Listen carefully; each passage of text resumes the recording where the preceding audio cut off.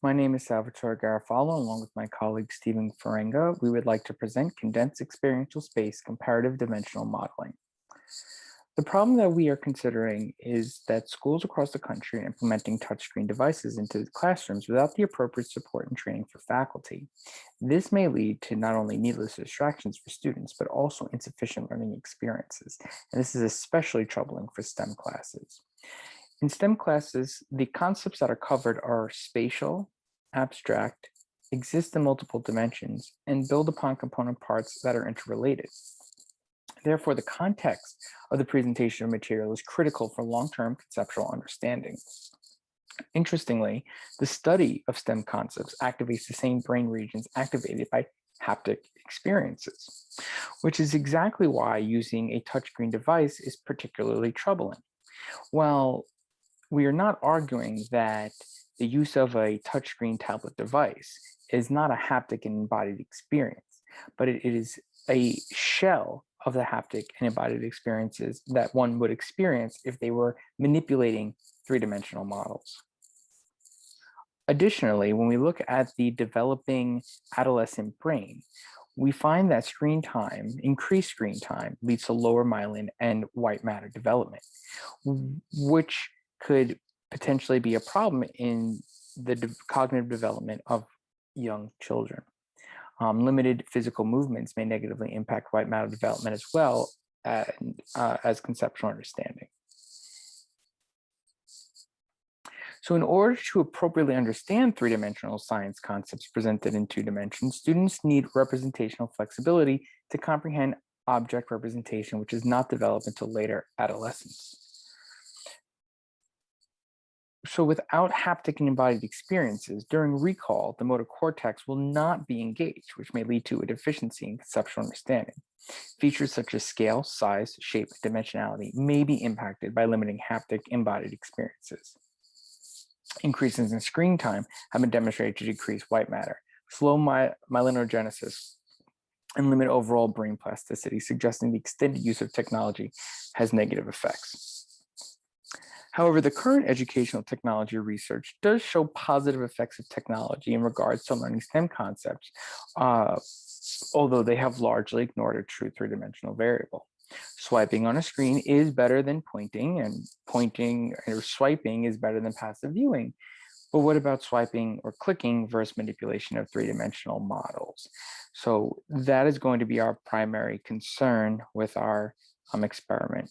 So going into it, we adopted the Piagetian constructivist framework, in which it is important that the learner builds on prior experiences to create appropriate linkages to better interact with and store information for meaningful context for long-term understanding. So the experiment that we conducted involved the use of the STEM concept of the DNA molecule, and we were interested to see if there was a difference in conceptual understanding between learners who built and interacted with a paper model, a physical paper model, with a group of learners who interacted and built a digital model of the DNA molecule. Our participants were 39 graduate students who were divided into paper or digital groupings based on their accessible materials. The components of the experiment included an objective-based pretest, a mental rotation test, a model building activity, objective-based post-test, and a drawing of the DNA molecule. So we were curious to see if there was a statistically significant difference between paper model and digital model construction. Does model construction improve conceptual understanding of three-dimensional abstract STEM concepts? How does spatial thinking impact conceptual understanding of three-dimensional abstract STEM concepts? So the variables that we considered were their drawing score. So the students would draw a molecule of DNA, and that was rated on a scale of 15 based off these 5 subscales of sequence, ratio, two-dimensional representation, accuracy, and conceptual understanding.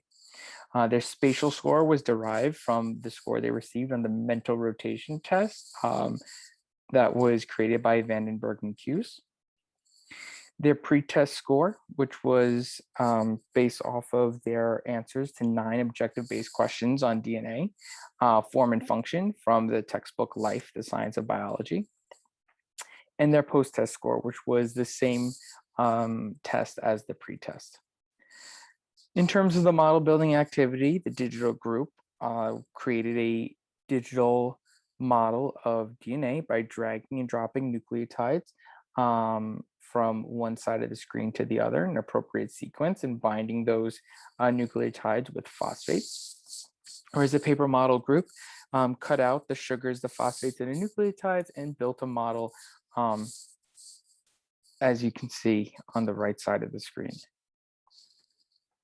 So our hypotheses were there will be a statistically significant difference in conceptual understanding between the paper model group compared with that of the digital model group with controlling for spatial ability.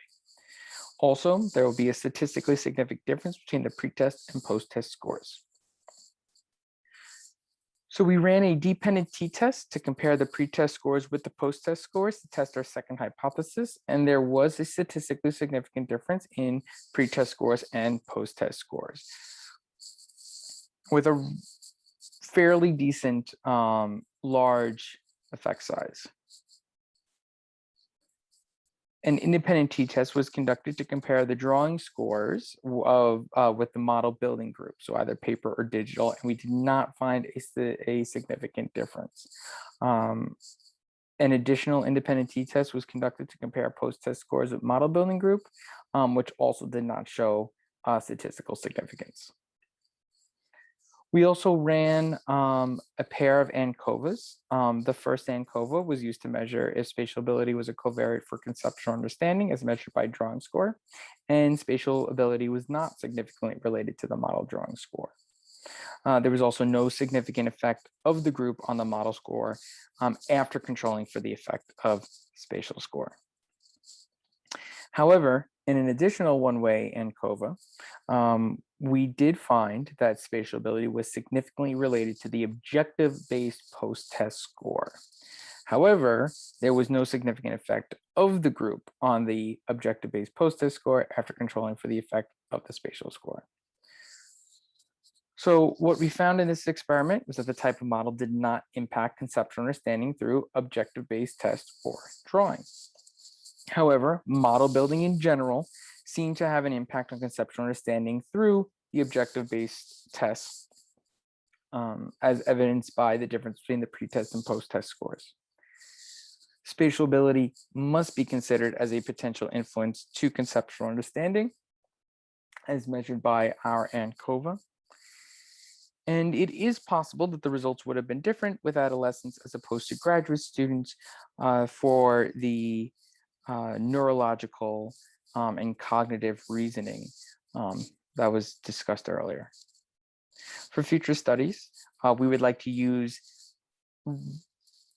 full 3-dimensional physical models rather than paper models. We'd like to have a group of adolescents rather than adults participate. And we would like to include a written explanation of the molecule that the students drew to gain a better understanding of their understanding of the model. Thank you very much.